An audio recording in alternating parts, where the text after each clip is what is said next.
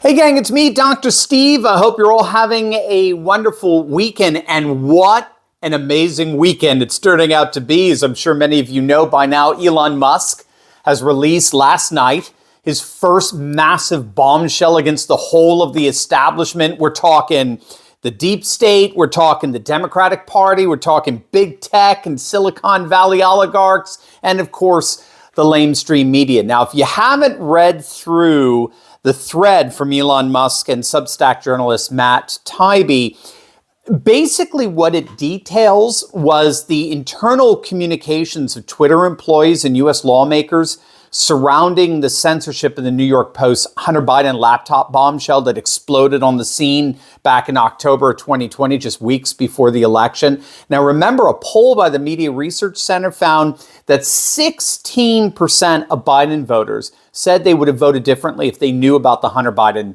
scandal. And in an election that, when all is said and done, was basically decided by 30,000 votes, right? 10,000 in Arizona, 10,000 in Georgia, another 14,000. I think, if I recall, 14,000 Wisconsin. I mean, 16% is gigantic. It's decisive. So, of course, the question is, why did they not hear about this story, this bombshell from the New York Post? And the answer is now being shown to the world for all to see. It's being called the Twitter Files. I love that. Absolutely so cool. The Twitter Files.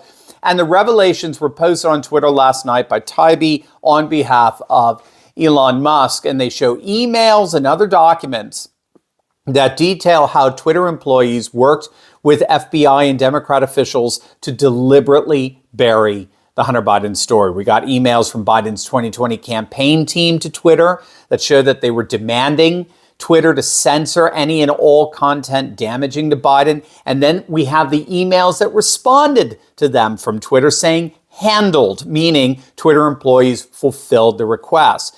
We found that Twitter took extraordinary steps to suppress the Hunter Biden story. They removed links, posted warnings that the story was, quote, unsafe. They blocked direct messages that linked to the story. They ended up actually claiming, you may remember this, they claimed that the New York Post story had violated their hacked materials policy. Do you remember this? In other words, Twitter leftists justified banning the story by actually claiming that the New York Post had hacked into Hunter Biden's laptop, which of course never happened. The story itself reported that Hunter left his laptop at a computer repair shop in Wilmington, Delaware, and never picked it up. And it was the repair shop owner himself who made a copy of the hard drive as part of the repair process. There was no hacking involved in any way, shape, or form. And we now know that the Twitter employees themselves revealed in their emails to each other that they knew that this hacked materials excuse was absolutely bogus. But nobody cared.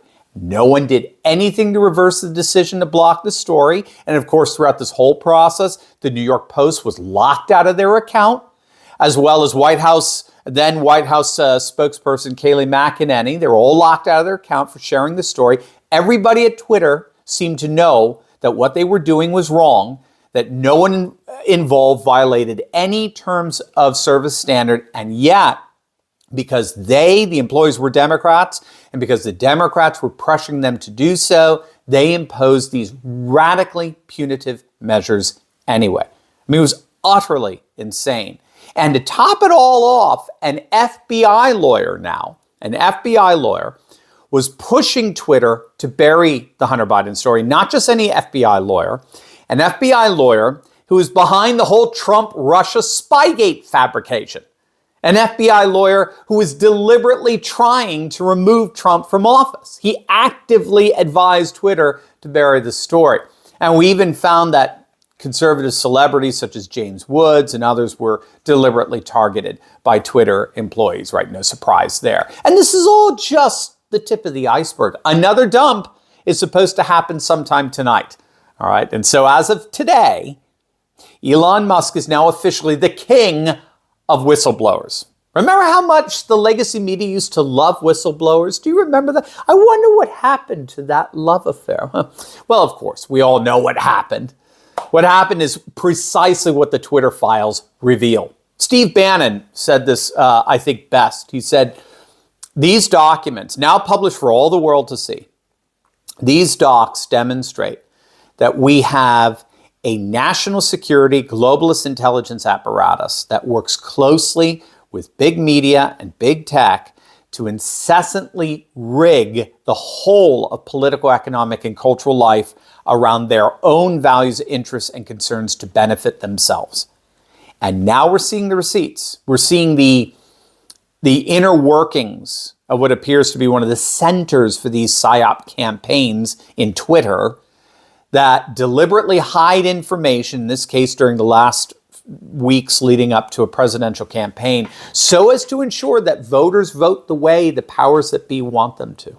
And all of this is just another way of saying that Musk has done more to push back against the permanent political class establishment than the whole of the Republican Party combined.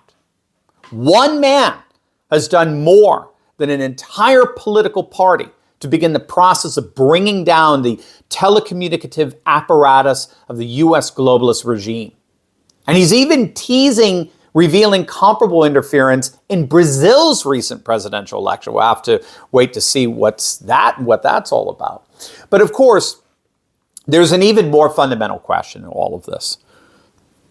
Why is Elon doing this? Why is Elon, one person, doing more than the whole of the Republican Party? Why is the richest man on the planet so hell-bent on exposing and thereby crushing the regime?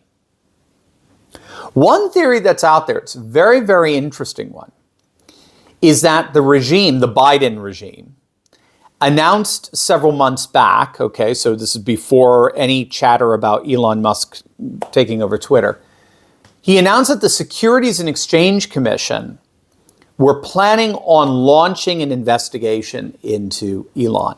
Now, there are different reports on that I've read, so it could involve, one report has it, it involved his promotion of Dogecoin, another is investigations of Tesla's autopilot. Regardless, the Biden administration was going to launch investigations into Elon's affairs, as it were, right? And so one theory is that Elon's purchasing of Twitter is part of what might be considered Elon's preemptive strike against the whole of the regime.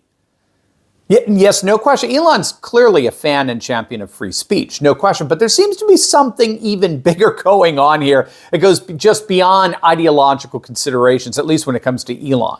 Elon looks like he really is launching a full-on operation to discredit and bring down the intelligence agencies, big tech leftists, the legacy media, all as part of a larger strategy, in the end, to protect himself and his own interests. Either way, what happened last night in that massive bombshell drop promises to be just the beginning, to which we can all say, regardless of your intentions, Elon, give them hell. As always, make sure to smack that bell and subscribe button. You definitely want to check out my latest video. This is going to make your weekend. On the massive layoffs, all as woke CNN implodes. It's all falling apart, gang. I know we get frustrated, but it really is happening. So don't wait. Definitely click on that link below. Check it out. You're going to love it. God bless.